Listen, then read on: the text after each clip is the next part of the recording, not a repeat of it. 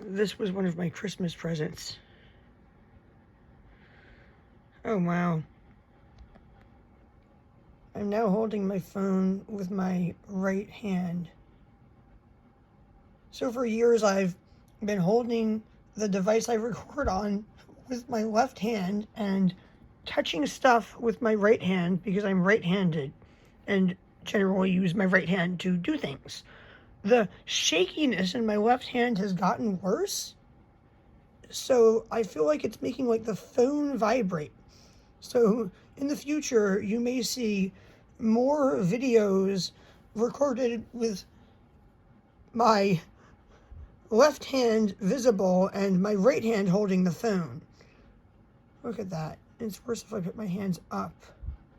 Anyway, this was a Christmas present, and I was taken aback when I saw it was on the back.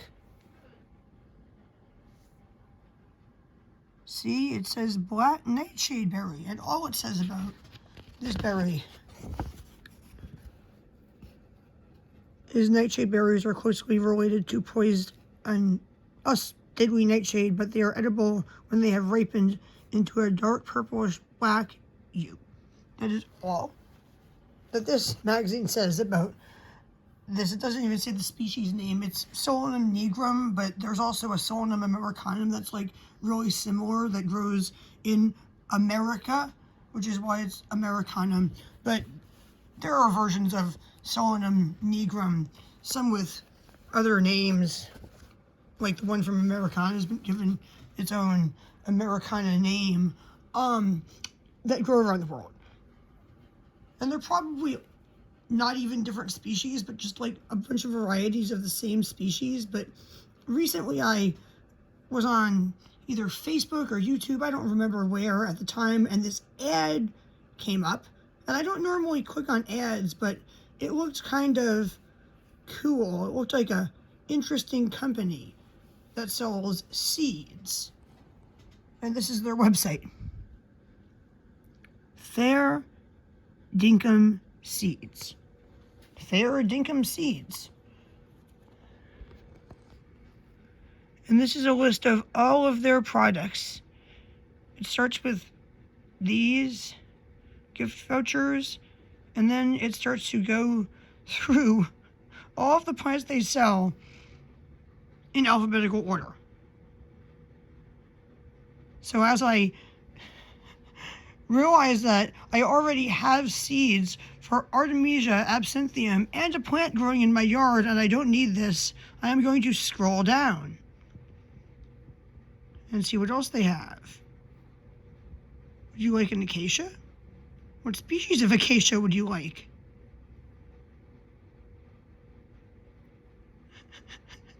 See, it's just in alphabetical order. And right now we're going in alphabetical order by species name.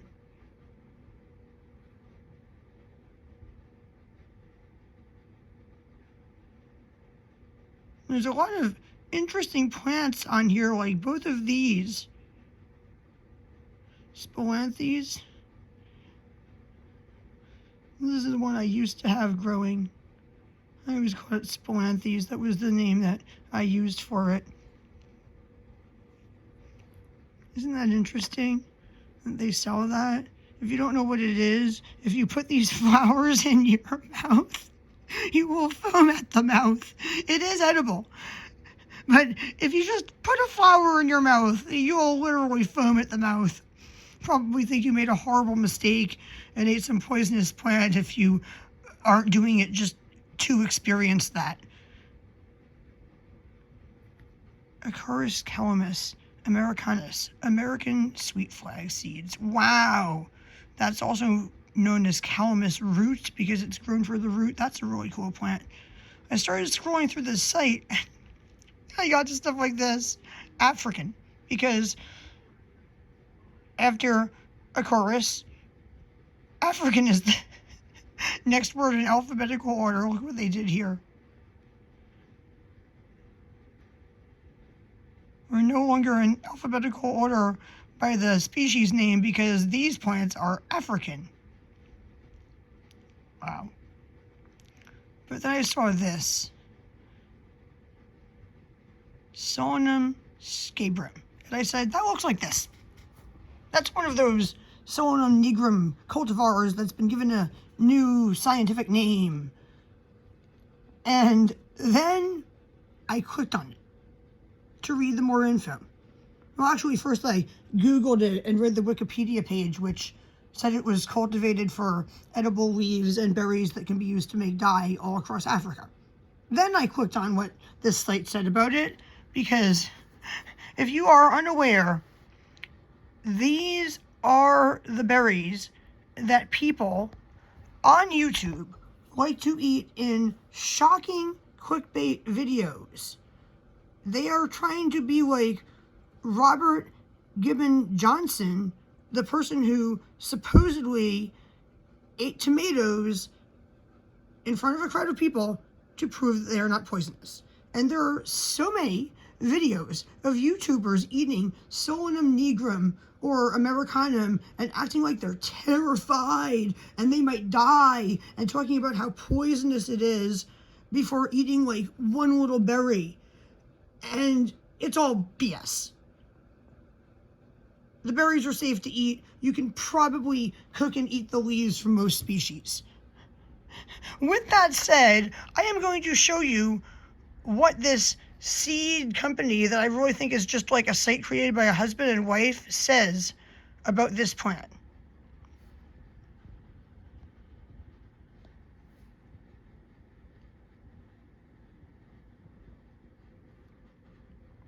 Out of stock. By the way, all of the plants that I clicked on this site were out of stock. Alternatively, you might like cow's udder titty fruit, Solanum mimosum seeds. Please read text. Pay attention to this bit, folks. It's very important. I am selling this species as an ornamental with an interesting history only. I do not suggest or recommend you eat it.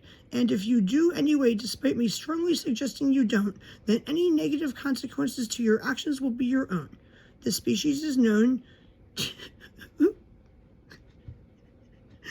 contain glycocolloid solanine. Glycocolloid solanine. Sorry, I am reading this like through the phone screen of the phone I'm recording it off of. Solanine. What they're talking about is solanine, solanidine, and other toxic alkaloids that can make you really crook. Really crook. The effects of ingesting a toxic amount normally starts with violent vomiting and diarrhea, followed by liver damage, mental confusion, dizziness, inability to speak, blindness, and loss of consciousness. You know, I have these berries growing right outside my yard and I eat them, right? Like, you know that, right? I've done it in a few videos. Potentially deadly, especially in large amounts. And having made myself violently ill a few times from other closely related species, I am a bit wary with the whole Solanum mob these days, especially rare or uncommonly available forms like this fella. Everyone read that? Interesting ornamental, not a salad. Cool, I'll move on then. The interesting Solanum species is a cultivated form of Solanum Nigrum or scabrum, depending on how you pronounce your A, from Africa, and it has huge berries and quite thick edible leaves, and he put a quote around the word edible. Excuse me, I'm about to sneeze and take a sip of a drink. I am so sorry.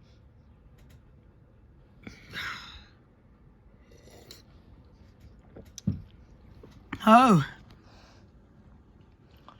They're at least 3 times bigger than the common Solanum Nigrum forms, found as a weed here in Australia. You know, I've seen those in Australian YouTubers' videos where Australian YouTubers and New Zealand YouTubers were like foraging for plants, and I was wondering why they were like ignoring the delicious berries. Apparently they believe they are poisonous down there. They contain large amounts of naturally occurring anthocyanins. And these are the same chemicals common in things like blueberries that are said to hold potential in cancer prevention. So now he's talking about how good it is for you? The mix of other more toxic alkaloids makes eating these berries raw a very bad idea. And eating them cooked too risky in my opinion. Wow. Like Evelyn knows that this green berry will make her sick, but probably not kill her. But she knows that she should not eat it, and also it tastes horrible, and she knows that the black one is safe and delicious, and she eats them. I trust her to go outside by herself, pick me a Solanum Nigrum berry, and bring it back in here. If I ask her to, she'll do it. This farm is cultivated for its leaves. They are used as a leaf vegetable on a massive scale all throughout Africa, and they are known as black nightshade. What? Garden huckleberry. There's a company that sells seeds under that name. Actually, a few. I think Baker Creek sells seeds under that name, but they're selling them something else. It's the same plant, though. It's the same plant.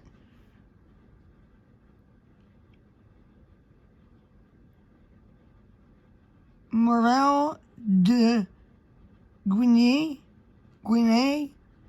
I'm not sure how to pronounce that. My French teacher yelled at me for not saying my D strong enough, and she said it's not de, it's de, and she made me say de over and over in front of the class, of course. One of my wonderful college experiences.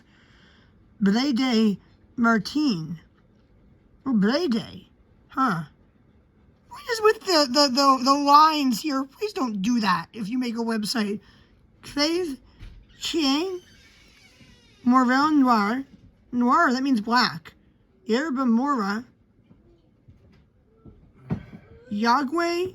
Lagüe, if it's in Spanish, it's Yagüe. Pinta Mora or Tomatitos.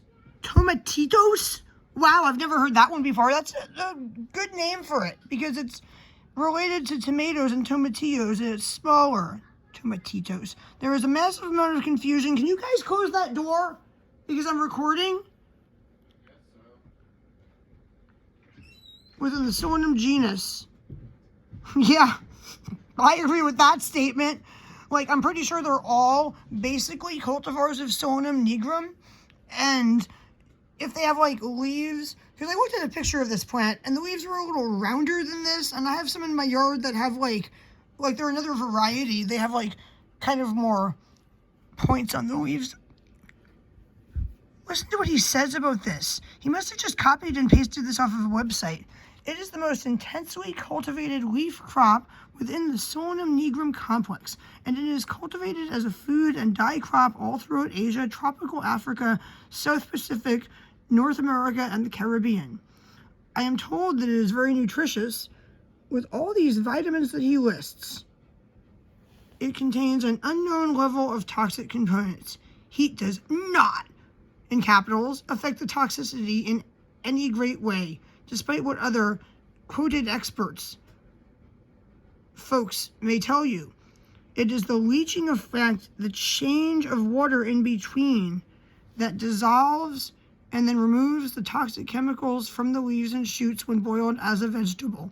I would eat them twice boiled if SHTF, which means shit hit the fan. No dramas. But even so, it would be way down at the bottom of my list.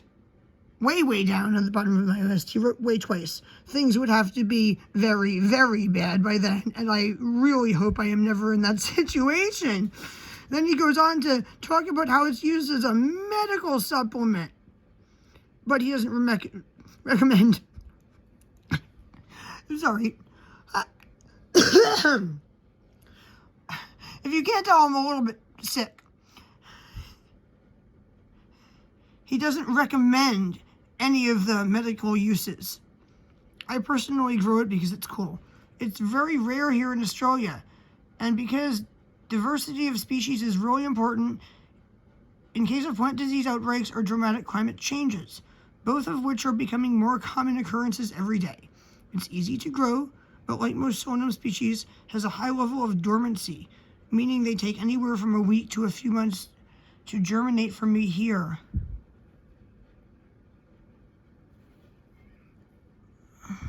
And he recommends some kind of solution to help start seeds.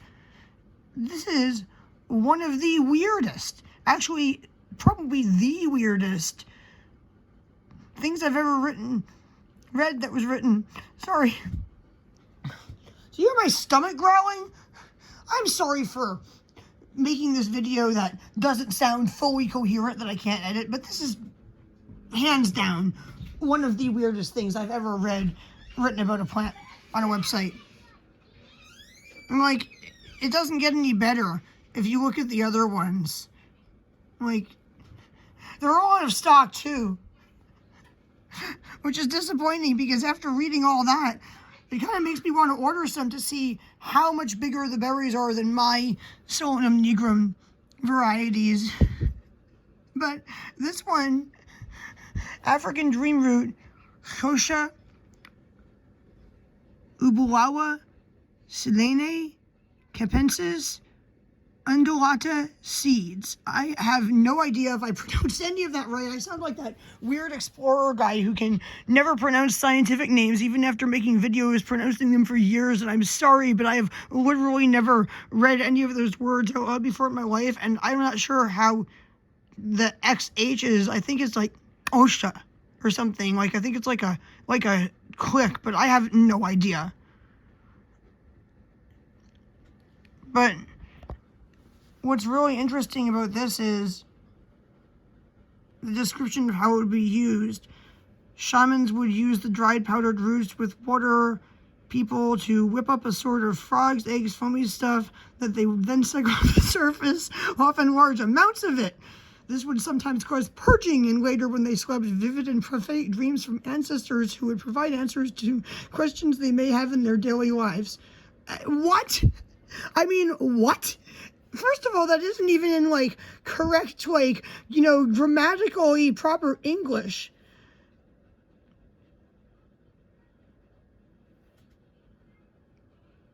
The root is dug and generally dried after the second year, blah, blah, blah. The flowers are beautiful, but they only open at night. That's the reason for my poor quality pictures. The seed pods are like an open-mouthed gourd, and the slightest breeze or bump of the plant rattles them around, spilling the seeds. That is the main reason for their rarity in Australia, I reckon. He reckons. Bit of a hassle to harvest. Put the pods into a bag. Like, put a bag around the pods. I do this to harvest certain seeds that are like in like spring-loaded pods where you tap them, they like spring open and fly everywhere with force. You put a bag around the pods and then tap them to make them spring open.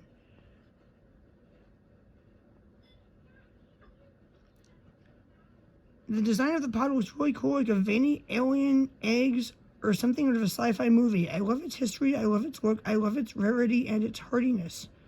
Quite a cool plant, and although I don't recommend consumption in any way, it is a really cool choice for the collection. Grown by me and the missus organically, no chems, no nasty, no problems.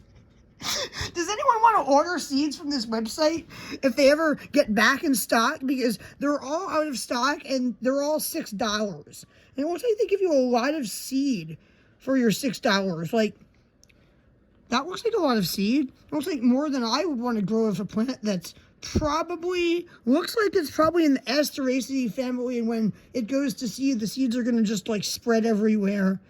Wow, I'd really like to grow this one just to see if it's like different than mine. This is amazing. This blew my mind. I was just like, you know, clicking through random things on my phone, and I clicked on this website like randomly when I clicked on an ad that looked interesting. I did not expect you might like cow's other kitty fruit.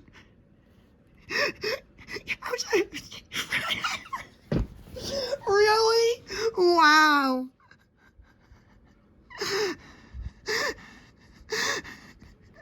Well, people, perhaps you should order some just in case. Where is it? SHTF. I am now going to break up a whole crab for my family who's hungry. My boyfriend bought a whole crab. He actually bought 2, but I broke up one last night.